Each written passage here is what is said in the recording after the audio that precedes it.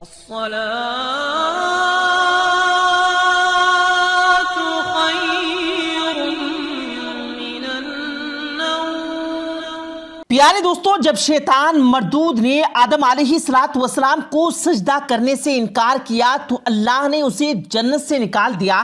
جنت میں آدم علیہ السلام کی اداسی کو دیکھ کر اللہ نے ان کی بائیں پسلی سے اماں حوا کو پیدا فرمایا اور وہ دونوں بطور جوڑا جنت میں رہنے لگے۔ تنہائی اور اداسی دور ہو گئی۔ اللہ پاک نے حکم دیا کہ جنت میں جہاں مرضی جاؤ، جو جی چاہے وہ کھاؤ، لیکن خبردار اس درخت کے پاس مت جانا اور نہ ہی اس کا پھل کھا لینا، ورنہ تم حد سے بڑھنے والوں میں سے ہو جاؤ گے۔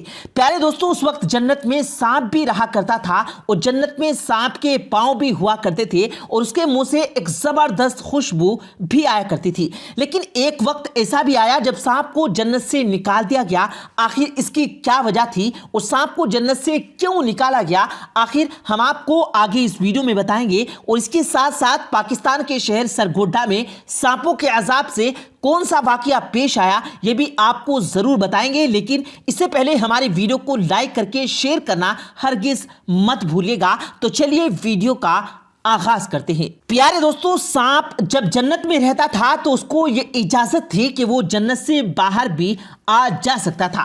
جب سانپ جنت سے باہر آیا تو شیطان نے کہا کہ مجھے بھی اپنے ساتھ واپس جنت میں لے کر چلو۔ پھر جب سانپ نے کہا کہ تم تو جنت میں نہیں جا سکتے، تمہیں اللہ نے جنت سے نکال دیا، اس لیے اب تمہارا جنت میں جانا ممکن نہیں ہے، تو شیطان کے اس سانپ کو اپنی پرانی دوستی کا وعدہ دیا اور کہا کہ میں تمہارے ساتھ جنت میں وہی رہتا تھا، وہ دن یاد کرو جب میں تمہارے دوست تھا، مجھے اپنے ساتھ لے چلو۔ سانپ نے پہلے تو بہت منع کیا، لیکن جب شیطان نے بار بار کہا تو سانپ نے کہا ٹھیک ہے، لیکن تم ایسے تو اندر نہیں جا سکتے، بلکہ تم ایسا کرو کہ تم سانپ بن جاؤ اور میں یہ مور بھی میرے ساتھ باہر نکلتا ہے، یہ تمہیں کھا جائے گا اور یوں تم جنت کے اندر پہنچ جاؤ گے، اندر جا کر مور تمہیں اگل دے گا۔ تو پیارے دوستو، شیطان کو یہ مشورہ پسند آیا اور شیطان فوراً سانپ بن گیا اور مور نے اسے کھا لیا۔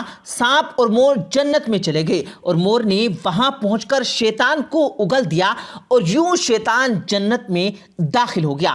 شیطان نے حضرت آدم علیہ السلام اور بی بی حوا سے ملاقات کی اور کہا کہ میں تمہارا دوست ہوں۔ اور پیارے دوستو، شیطان کہنے لگا کہ جنت کے اس پھل کو تم دونوں نے ابھی تک کیوں نہیں کھایا؟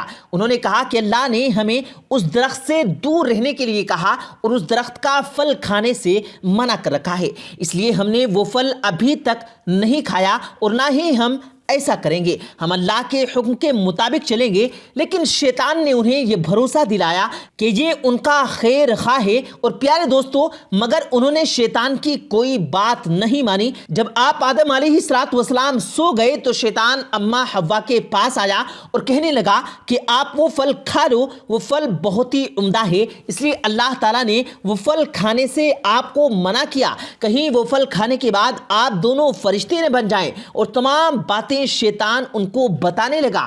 پہلے تو اماں حوا نے منع کیا، لیکن بہت زیادہ شیطان کے اصرار کرنے پر، خوش آمد کرنے کے بعد شیطان نے آخرکار اپنی بات منوا ہی لی اور انہوں نے وہ پھل کھا لیا۔ اور صرف یہی نہیں، آدم علیہ السلام کے اٹھنے کے بعد بی بی حوا کے کہنے پر آدم علیہ السلام نے بھی وہ پھل کھا لیا۔ پیارے دوستو، اس پھل کو کھانے کے بعد ان کے جسم سے لباس اترنے لگا اور اللہ نے کہا میں نے اسی وجہ سے اس درخت سے آپ لوگوں کو دور رہنے کا کہا تھا، مگر تم دونوں نے اپنی جانوں پر بڑا ظلم کیا۔ حضرت آدم علیہ السلام اور بی بی حوا کو اللہ نے جنت سے باہر نکال دیا اور دنیا میں بھیج دیا گیا، یعنی کہ ان کی غلطی کی سزا یہ ملی کہ انہیں جنت سے نکال دیا گیا اور دنیا میں بھیج دیا گیا اور کہا گیا کہ تم ایک خاص وقت تک تم دونوں زمین پر رہو گے۔ اور پیارے دوستو، اسی ظلم کی وجہ سے سانپ اور مور کو بھی جنت سے نکال دیا گیا۔ پہلے موت انتہائی خوبصورت جانور تھا، جس کے جسم کے ساتھ ساتھ اس کے پاؤں بھی بے حد خوبصورت تھے، لیکن مور کی خوبصورتی اس سے چھین لی گئی اور اس کے پیروں کو بدصورت بنا دیا گیا۔ آج ہم دیکھتے ہیں کہ مور ویسے تو بہت زیادہ خوبصورت نظر آتا ہے، لیکن اس کے پاؤں انتہائی بھدے اور بدصورت نظر آتے ہیں، اور سانپ جس نے یہ مشورہ شیطان کو دیا تھا کہ جنت میں موت کے ذریعے لے جایا جا سکتا ہوں، تو اس کے منہ سے آنے والی مہک اور خوشبو کو چھین کر اس کے منہ میں زہر کو پیدا کر دیا گیا۔ اور سانپ کو بھی پیر ہوا کرتے تھے، تو اللہ نے اس کے پیر بھی ختم کر دیے اور سانپ سے کہا کہ تو زندگی بھر ہمیشہ تا قیامت اپنے پیٹ کے بل ہی گرینگتا رہے گا۔ کیوں سانپ اور مور کا ذکر کیا گیا؟ جو سانپ کے عذاب کے حوالے سے پاکستان کے شہر سرگوڈا میں پیش آیا، تو وہ ہم آپ کو وہ واقعہ بتاتے ہیں۔ لیکن دوستو، جہاں تک بات ہے سانپوں کی بارش کی، تو ایسا کوئی واقعہ پیش نہیں آیا۔ یہ دراصل ایڈیٹڈ کیا ہوا فوٹو ہے۔ ایک روڈ پر مچھلیاں پڑی تھی، ان کی جگہ سانپوں کو فوٹو لگا دیا گیا۔ اس کا اصل فوٹو آپ اپنی اسکرین پر بھی دیکھ سکتے ہیں۔ پیارے دوستو، پاکستان کے سرگوڈا کے محلے کی ایک مسجد میں ایک جماعت ٹھہری ہوئی تھی۔ اکثر ہم دیکھتے ہیں کہ مسجد کی کچھ جماعتیں دین کی تبلیغ کے لیے نکلتی ہیں، تو ویسے ہی ایک جماعت سرگوڈا کے محلے میں کھڑی ہوئی تھی۔ جماعت کے کچھ ساتھی محلے میں گشت کر رہے تھے، انہوں نے دیکھا شور مچ رہا ہے کہ ایک گھر سے کچھ لوگ باہر نکل رہے ہیں۔ پوچھنے پر یہ معلوم ہوا کہ اس گھر میں ایک آدمی انتقال کر چکا، اس کا انتقال ہو چکا ہے، اسی وجہ سے اس گھر میں تمام لوگ جمع ہوئے ہیں۔ پیارے دوستو، ابھی مردے کو غسل دینے کی تیاری ہو رہی تھی کہ کہیں سے ایک بہت بڑا سانپ نکل آیا، اس نے میت کو اپنی جھپیٹ میں لے لیا، اور یہ منظر دیکھ کر میت کے گھر والے وہاں سے بھاگ رہے تھے۔ جماعت کے کچھ لوگوں نے اس گھر کے اندر داخل ہوتے ہوئے کچھ لوگوں کو دیکھا کہ واقعی ایک بہت بڑا سانپ ہے جس نے میت کو جکڑ کر اپنی لپیٹ میں لے رکھا ہے۔ جماعت والوں نے میت کے گھر والوں کو یہ بتایا کہ یہ کوئی سانپ نہیں بلکہ مرنے والے کے اعمال کا بوال ہے، اس پر عذاب ہے۔ انہوں نے کہا کہ اس سے چھٹکارا حاصل کرنے کا ایک ہی ذریعہ ہے کہ گڑ گڑا کر اللہ کے حضور دعا مانگی جائے اور اس کی مغفرت کا مطالبہ کیا جائے۔ پیارے دوستو، صورتحال کو دیکھ کر جماعت کے جو لوگ تھے انہوں نے خود استغفار کی اور ذکر و اذکار کا اہتمام کیا۔ جب کچھ دیر اس میت کے قریب استغفار اور ذکر کیا گیا تو سانپ آخر کار چلا گیا۔ پھر میت کو غسل دیا گیا اور کفن پہنایا گیا۔